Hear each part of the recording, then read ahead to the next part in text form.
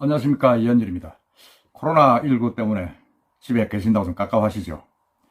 이제 한국에는 많이 잡혀가는 것 같기도 한데 세계적으로 팬데믹으로 좀 여전히 어렵기는 마찬가지입니다. 그런 사이에 지금 김종인 전 민주당 비상대책위원회 대표께서 책을 한 권 냈습니다. 책을 냈는데 영원한 권력은 없다, 이런 책입니다. 저기 마지막 자서전이라 그렇게 이야기합니다. 그 책이 지금 시중에 화제입니다. 그래서 오늘 그 이야기를 한번 해볼까 합니다. 김종인, 제가 대표로 부르겠습니다. 대표로 하면 정말 제가 기자생활 시작하면서부터만 이게 지면에 회자됐던 분이라고 저는 기억을 합니다. 그 이력을 간단히 보니까 지난 81년 전두환 5공화국 시절에 전국구로 국회의원이 되었습니다. 그래가지고 그다음 노태우 대통령 시절에는 보사부 장관 또 경제수석 했네요.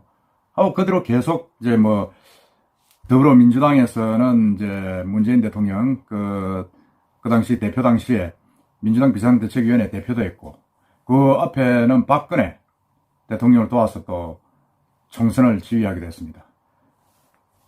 그 머리가 지금 40년을 넘나들면서 맞죠. 얼마 전에는 또 미래통합당의 황교안 대표가 또 총선을 좀 지휘해달라고도 부탁을 했습니다. 이분이 40년생이니까 나이가 이제 81인가요? 거의 40년간을 이 우리나라 근대사를 넘나들면서 이렇게 이 참모도 아니고 이렇게 정말 대권 후보들을 좌지우지한 분이 있었을까 할 정도로 특이한 분입니다. 대단하신 분이죠. 그래서 이분을 보면 딱 생각나는 게 저는 그렇습니다.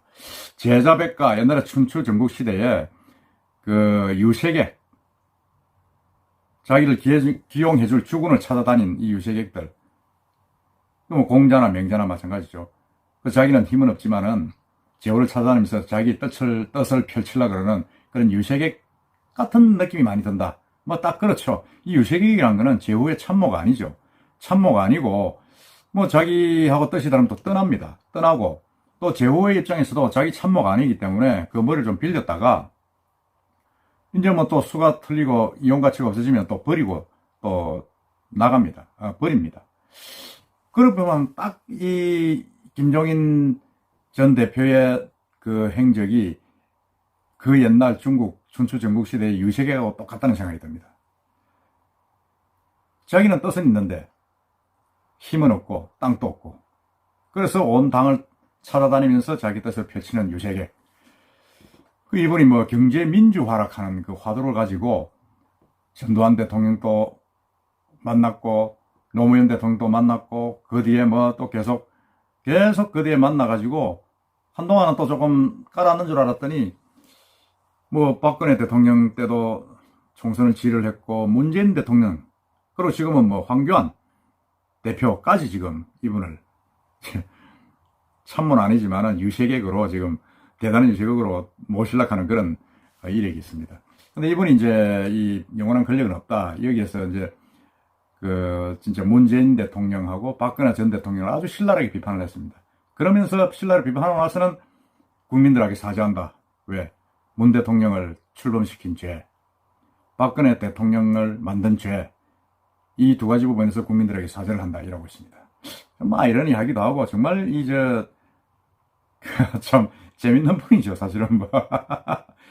근데 저는 이분에 대해서 그렇게 높이 평가는 하지 않습니다. 조금 긍정적인 평가보다는 부정적인 평가가 없지 않고, 또 제가 볼 때는 제 취향이 아니다, 이분의 스타일이, 그런 생각이 좀 듭니다.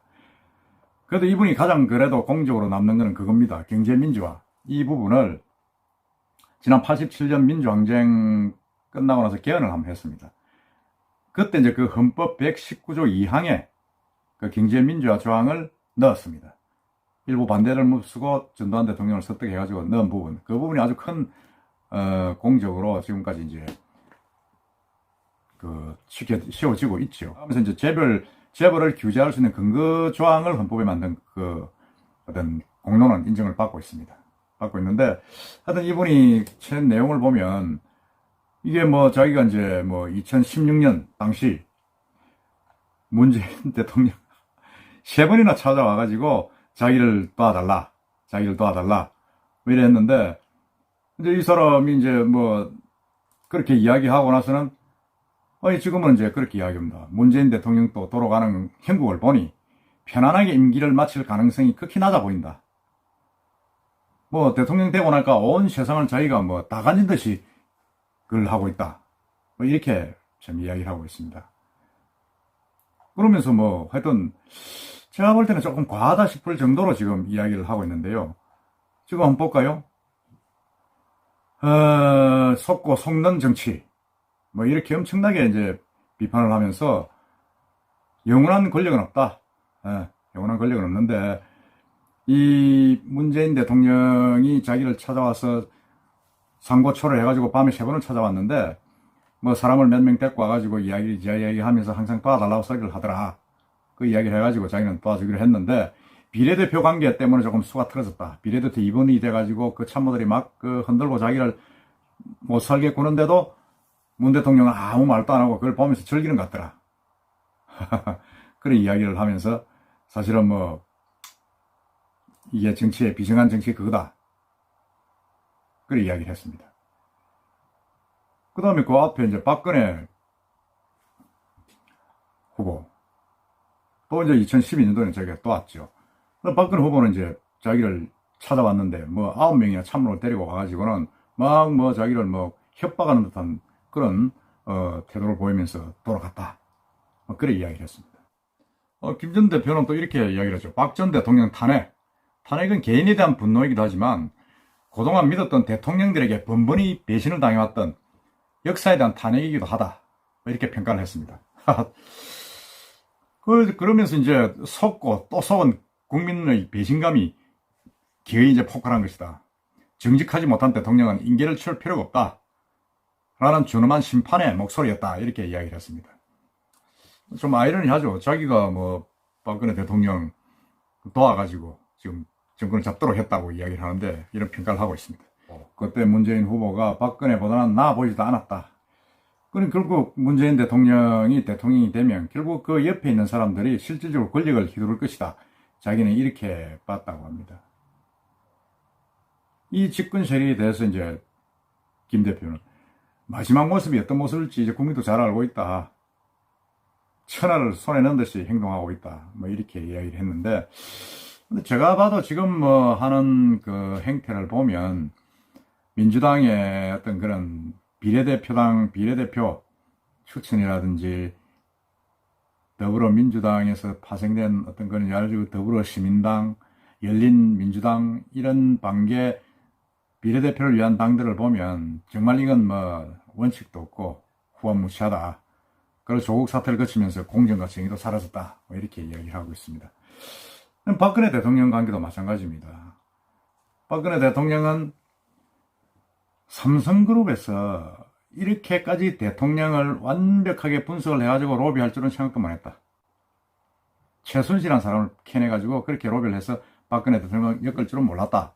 뭐 이렇게 이야기합니다. 그렇게 이야기하면서 사실은 뭐 최순실이라는 어떤 그런 비선, 삼성그룹의 어떤 그런 로비, 아주 거기에 완전히 꼼짝 못하고 당한 불행한 대통령이다.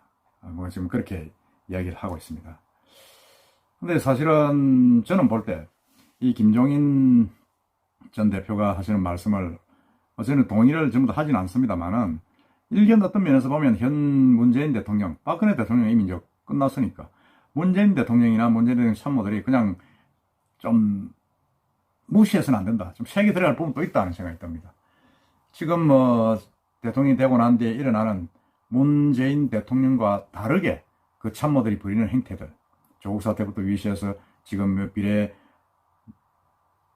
비례당 만드는 어떤 과정, 그리고 원칙도 없이 탈락한 더불어민주당에서 공천이 탈락한 사람을 전부 다 끌어모아가지고 그 비리 혐의자들을 또 이 열린민주당에서 다시 만드는, 그리고 다음에 끝나고 나면 합치겠다 하는 이런 행태들은 국민들로 하여금 정말 좀 불쾌하게 보이고 동의할 수 없는 그런 부분들입니다. 어쨌든 간에 우리 김종인 전 대표가 하신 이 말씀은 제가 책을 아직 보지는 못했습니다만은 대충 그 발간이 되고 나면 한번 볼까 합니다. 보면 더 많은 내용이 아니겠나 싶습니다만은 어쨌든 경제민주화를 주장을 한 분이 볼 때는 여당에도 있다가 야당에 있다가 무슨 이렇게 막 오락가락하는 이분의 어떤 행적은 정말 옛날 유세계하고 똑같구나.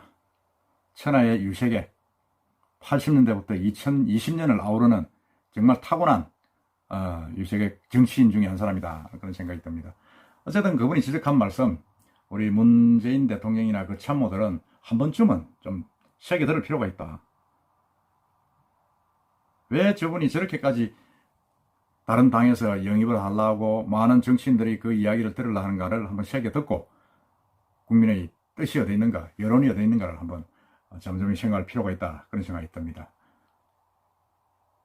오늘은 김종인 전 대표에 대해서 제 소견을 한번 말씀드려봤습니다. 이상입니다.